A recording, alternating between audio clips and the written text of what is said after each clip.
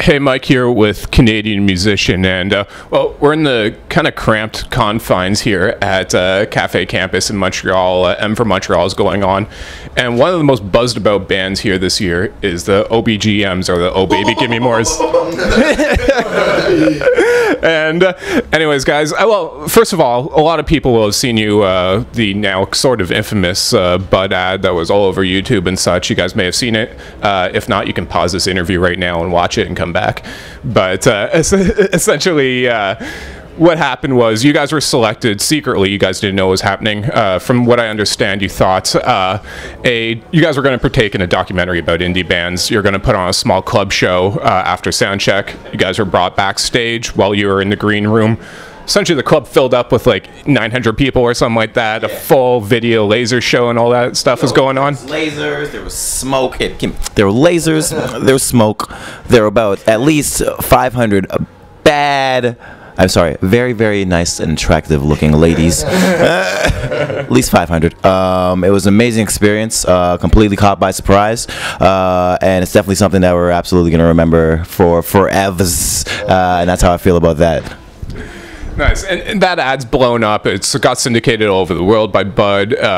Also led to you guys playing in Philadelphia at the Budweiser. What was the festival called? Budweiser. Yeah, Budweiser Made in America Festival. That's it.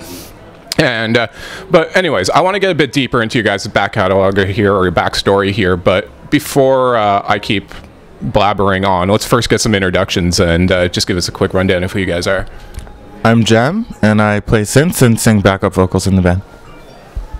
I'm Cola. I provide the booty shaking. I'm the drums. I'm Denz. I do lead vocals and guitar. I also provide the sexy for the band. It's true. It's certified. All right. And I'm Joe. I play bass and I do backup vocals. Yeah. No sexy whatsoever. Nice, guys. And so I know all about the commercial. You guys have talked a lot about that, but I don't know a lot about your guys' backstory. As far as I know, you guys are based in Toronto, but are you all from Toronto? Essentially, how'd you guys come together to form the OBGMs? Well, the band originally formed with just me and Denz. We're both from Toronto, actually. We went through about 15 different band members trying to create something, and it didn't work. And then out of nowhere, Denz came to us, and he was just, or came to me, but and he was just like, I just had this dream, and the girls in the crowd were saying, "Ooh, baby, give me more! Ooh, baby, give me more!" So I was like, the "Ooh, baby, give me more" is perfect. So that's how we started out, and then a few years after that, we actually ran into Jem, who was playing with another band. It was Battle Little Band, and we killed his band. They always say that. Well, we killed your band. It was crazy though. No comment there. No comment there. But yeah, they saw me playing on stage, and they could not resist. You know, because I'm kind of irresistible at times. Yeah, exactly. He feels it. He feels it. So they invited me to a show that they were playing. I think it was like maybe a week after, and my band had actually just broken up after that show. And they're like, "Come to our show. We'll give you drink tickets." So I walk in the show. Well, I got schmoozed.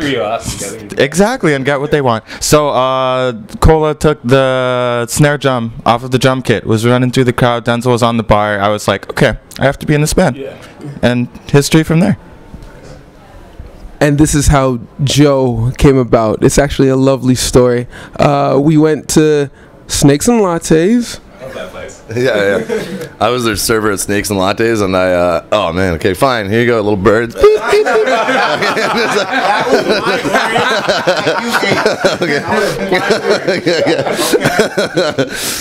was their server at Snakes and Lattes, and they were just like such a wonderful table to deal with, like making me laugh like every time I came over to teach them a game or drop off a drink or anything like that. And then I just like overheard these two talking about how they needed to like sneak or how to sneak, how they're gonna load in gear at a show coming up on Friday at the Silver Dollar. Yeah. And I was like, yo, do you need any other band members? And they're like, actually we do. And they wrote down their band name, and I was like, whoa man, I've actually heard of your band. And like all my boys like love you guys, so like they're gonna be fucking jealous whenever I get in there. Sorry about the swear word. It's allowed. What was it? Like you said, you guys had gone through a whole bunch of configurations of band members or whatnot. Musically, artistically, what is it about this combination? How did you know this is now the band? You know what? I don't even think it started musically that this would be the combination of the band. Is just we just really found people that were all on the same wavelength, like personality wise. Like they're just easy to work with. Like yeah, all brothers like fight a little bit when it comes to music, and that is what it is. But like they're just that's what creates greatness. But like these guys, like every single person in this band is just a solid guy to work with one-on-one, have a conversation with, talk about anything. And like when you start at that level with people that you genuinely like, you can actually develop something more. And it really started like that. You guys are just awesome people. Like your beard. Oh man. Like your eyes. It's about the money. He didn't say anything about me. God damn. I don't like you. And Don't need to be play mentioned. drums. We're looking for a replacement. This band it'll be going downhill fast if I join you guys. But yeah, as far as influences, do you guys come from essentially a diverse background of influences and styles, or was there a lot of overlap in essentially the sound you guys wanted to achieve? Yeah, let's go around. So I would say that my influences more come from gospel, like R&B kind of stuff, soca, dance hall. I was classically trained as a child, so all over the map. I was actually trained in gospel, and then was raised on hip hop, and then eventually got into a lot of dance hall, reggae, and all that, and punk. So that's where my influence stems from. The whole influence of the band, gotta give it up for my homeboy Prince. That Purple Rain changed my life. NERD, a really big influence on that. And right now, I mean, I'm listening to that new Bobby Shmurda. If anybody's ever heard that record, it's hot. Free everybody.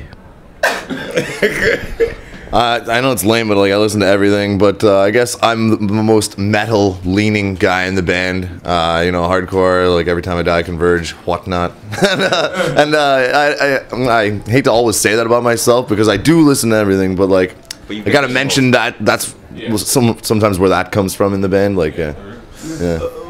Funny story is that every time he tries to tell us about a band, I automatically think it's gonna be a metal band. But then it turns out to be like an amazing like indie folk band with beautiful vocals. Yeah. I actually don't pigeonhole Joe's opinion at all, ever. I actually listen to every single thing that you've ever referred, everything, and it's always dope. It's always dope. Consistently. In those early stages, well, first of all, how long ago was it? You guys didn't give a year as far as when you actually formed. Was it? Well, we've known each other for like at least like 14 years. So we were producing hip hop back then. We probably formed the band closer to like maybe 2009. 2008 was when we wrote all the songs. 2009 is when everything started popping out. Yeah, exactly. And then We joined in 2011. yeah, 2010. Was it 10? We met in 2010. I don't know if I don't think. Yeah, no. February of the next year, so we're jamming. Yeah. True. It was nice though. It was nice. Good times and shout outs to Cola's mom for letting us jam in his basement. Those were Shout the out to good Cola's mom for letting me be in that so house. beautiful. Shout out to Denz's mom and Gems and Denz's mom for just Dropped. I didn't say it on camera. No comedic time. That's what editing's for. Just throw it in there. But when you guys, once this core group was formed, were you guys essentially? Did you immediately start writing your own songs? Did you guys originally start doing covers? No covers. Just that was out of the question from the start.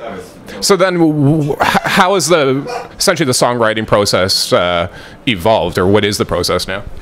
You know what? We make the music as a collective. Everybody in this band brings a different element, and that's amazing. And it's very wide ranging, and I really appreciate that, guys.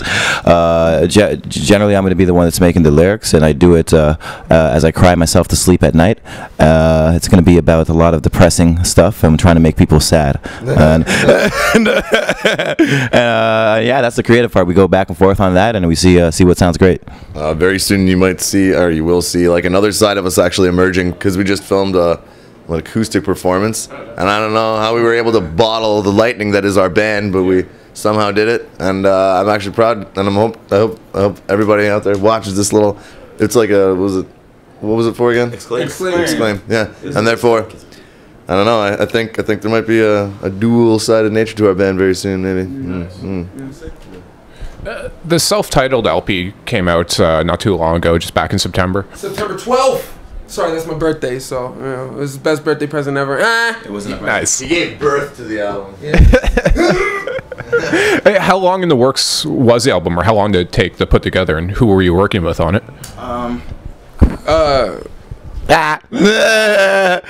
Honestly, like the album itself, we really put that together in about a month.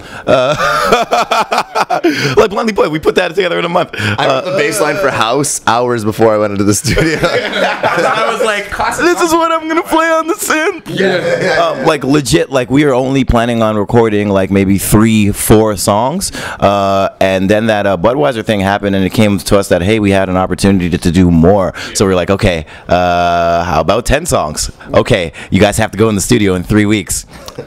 We can do it. And it happened. Literally a lot of sleepless nights. I know, but it was amazing, and that's how it came about, man.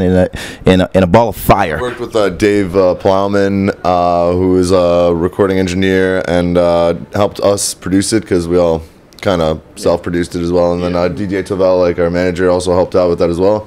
Soundworks Studio, shout out to that. Josh Bowman of Urge Music Lab, definitely, and got a shout out Alexander Bonifant as well of flipping Dreamhouse Studios, like Dreamhouse Studios and Sleepless Records, and also helped. Yeah, shout out to July Talk, Pet Son, Mets. We love you guys. And now to get not into the commercial itself, but this idea of band brand partnerships, relationships, which is something in the magazine we've talked about in the past, and it seems like it's kind of the part of the new normal of the music business is these partnerships. First of all, being an indie band, has there been any downside to it, even if it's been like, have you received any kind of backlash of people being like, I guess that sort of outdated idea of sell thing, but yeah.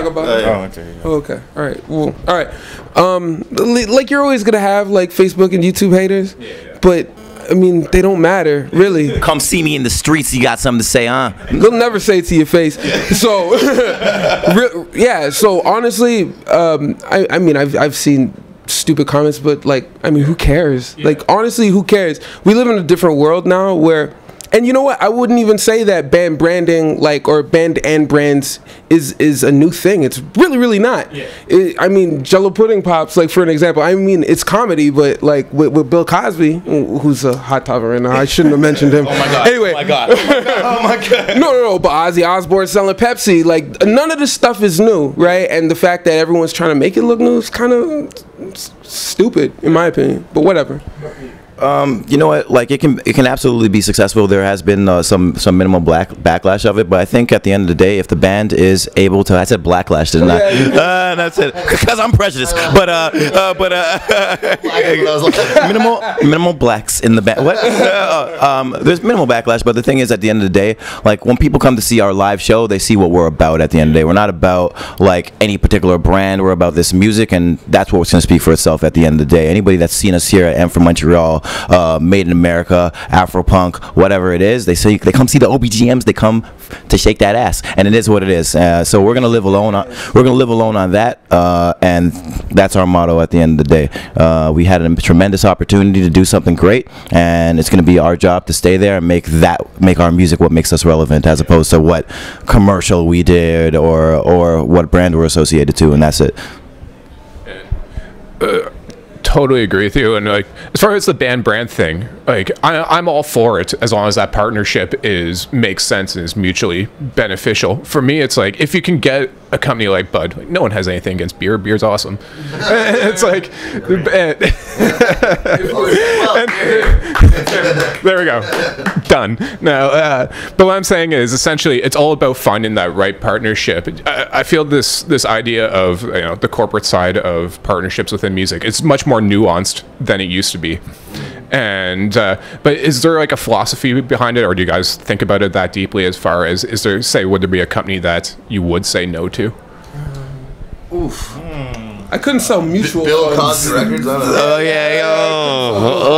yeah, so no pulling pops, no pudding pops, no Cosby sweaters. I might say that in the end of the day, we might hope to be an amalgam, like a multitude like of different like brands, and like represent up like all the things that all the companies that would want to help us out. Like, I don't know, if Gibson Guitars approached me and we're like, do you want to play this? I'll be like, yeah, 100% right now, any second. Any D'Addario strings, whatnot. Like I would be happy for it. That being said, you can't really understand, like, well, I guess you do understand, like, whenever they kind of compete with each other, like there is like companies that are directly in competition with one another, and therefore you kind of have to choose one. All I would hope for is that if any situation like that were to ever arise with us, that it's just like a smooth, like seamless transition. It would be like let's just like work with these guys, and there's no company would ever hate us for saying no or anything like that. Like, I don't know. At the end of the day, it would be the most beneficial if like we keep the focus in mind. That's the music. Like if the music is being placed well, and it's not into something offensive or discriminatory in any type of way, like, I think we'd be about it. It is what it is, man. We really want to get this music out to as much people as possible. There are people in Uruguay, my apologies, that know who the OBGMs are now, and it is what it is. So like that's how I feel about that. Yeah. The amazing thing about the Bud partnership is just the flood of attention it's brought you guys, and the eyes and ears that it's brought to you guys. But once people, once that attention's put on you, it's still on you to capitalize on it and keep them listening and want them to come back for more. And have you guys, was there an extra sense of pressure there because of that? Did you guys feel an extra need to now put on, make an extra good album or put on an extra good show, and feel the pressure to capitalize on this opportunity? Yeah, literally, like we made this album in a very, very short period of time. Like it was a lot of sleepless nights, and like, because at the end of the day, even now we're still like a relatively unknown band, but that thing launched us up to a level where people could actually pay attention to your music. So if you don't have the music there to support yourself, at the end of the day, you're just going to be that band that was in that commercial, that band that sucks. And who wants to be that at the end of the day? So every night it was more of a pressure, like, to just be like, hey, guess what? Like, if this doesn't work, this is it. this is it. I don't know how you guys feel about that, but that's how I felt. I was like, this is our shot, and it's all on us. But I think we did well, man. I think we have a product that people believe in. People really like the album. People really dig the live show, and like, the world's our oyster. Like, 2014 was a good year. 2015 is gonna be bigger, and it is what it is. And like, we really legitimately feel that we have a great buzz going for the future, and we can do this. Yeah. Can I actually say something too? One thing I'm really proud of with this band is that the album itself translates very, very well to the live show. And shout out to Dave Plowman for actually making that happen. Like, you could capture the energy in both segments. Like, you could feel it. So, yeah. And well, I guess like you both mentioned, the live show has become a big part of the buzz now. Like, when you read about you guys online, so much focus is put on just killer live act. And well, here at I'm from Montreal. Guys, it's this guy. It's all love. Group love. And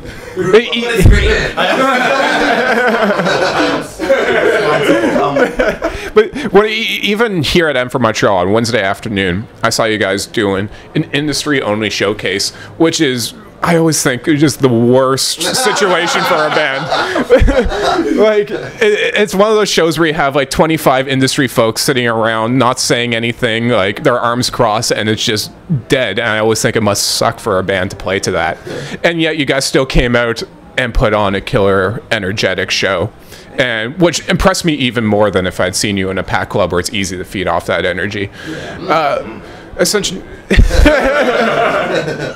And I think as I'd seen in a previous interview where you called Toronto a show me city, where people aren't, you really have to work to get people into the show.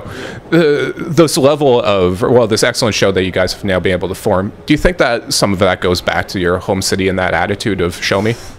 Amazing question. Absolutely. Like when we were starting, I was just talking to him before this. Like, remember those shows?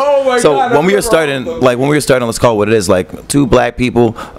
We were playing a lot of shows that weren't fit for the type of music that we did. We were playing a lot of hip hop shows, and a lot of people weren't really messing with us at all. So we had to do more to make people like us. And like I find that a lot of bands don't directly address the audience.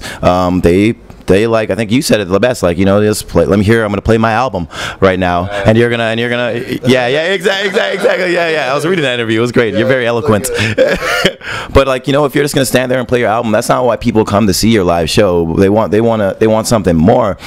So you really gotta come out and touch them a little bit in the right way that's consensual, and that's the way we do it over here. Like, we really want to make sure we're engaging as possible. and that's how I feel. You feel something? And if I can add on to that, a lot of people, you know, they spend their hard-earned money on shows, and when they go to a show, they want to remember. They want to go and tell their friends, and, you know, like, bring them back and create more of a following. So yeah, I think that's definitely a crucial thing, to create an experience and implant a memory. Right on, guys. And well, like I said, the oOohh Baby Gimme Mores OBGMs self-titled LPs out now. If you get a chance to see them live, do it. It's well worth it. And well, with that said, do you have a tour coming up? Where can people see you over the next while? So we have a show on the 28th of November at Tattoo Rock Parlor in Toronto. It's a noisy showcase, so definitely come check us out. It'll be a lot of fun. Oh yeah, we also got a show in Brampton, right? Yeah, we're going to be opening up for the Arkells, which should be an amazing show. We used to play New Year's Eve. Absolutely, it's going to be amazing. I used to play ball with Max from the Arkells. We need to run that pickup game again. I see you. Yeah, man. And just stay tuned. Like, we definitely have plans for a tour in the new year. We really want to get across Canada. Like, I want to see more of this beautiful country. Want to get back to the States and back to owning stuff out there and spreading the word. And that's up. Yeah, get the album. The album's free, actually. You can get it on Bandcamp, or Kick-Ass Torrents or Pirate Bay. Yeah, absolutely. You can get it on iTunes as well. If you do get it, we allow you to distribute that illegally. And that's it. That's it. Spread the music, spread the love.